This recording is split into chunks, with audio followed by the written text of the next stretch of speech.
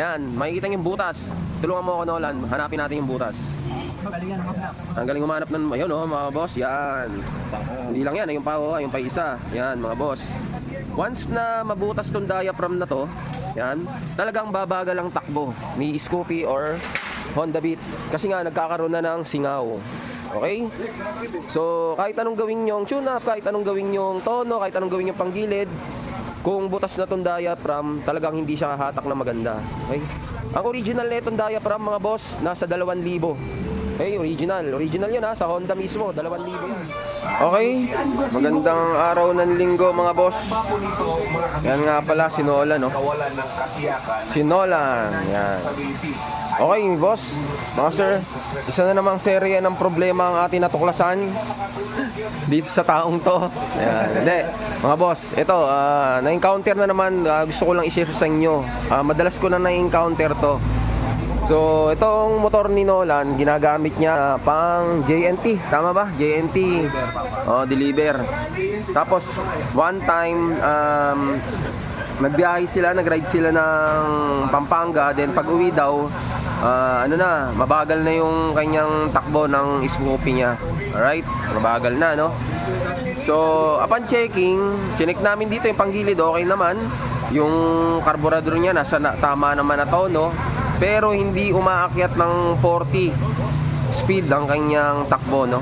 So, syempre, sa tagal na nating gumagawa ng mga Scoopy, Honda Beat, alam na natin agad kung ano yung maaring dahilan kung bakit bumagal ang takbo. So, ito, mga boss, diaphragm. Ito yung makikita sa carburetor, mga boss. As you can see, ayan, makikita yung butas.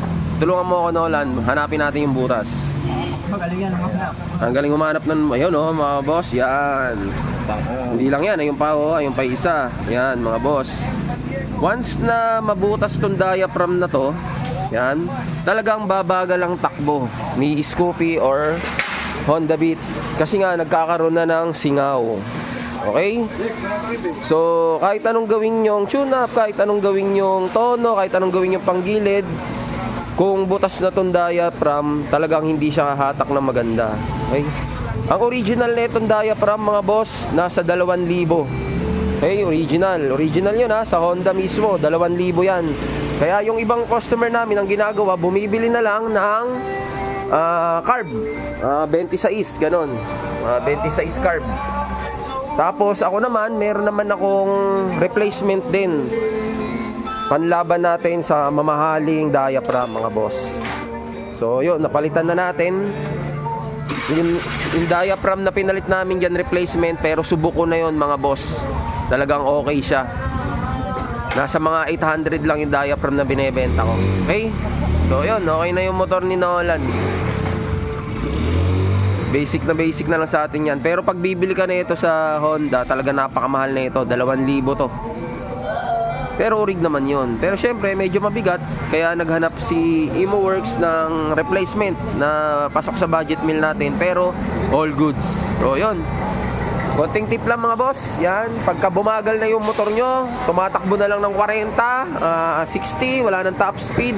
So check nyo rin yung diaphragm sa carburetor nyo. Alright, maraming salamat. Konting share lang sa mga kay Scoopy natin at Beat. Alright.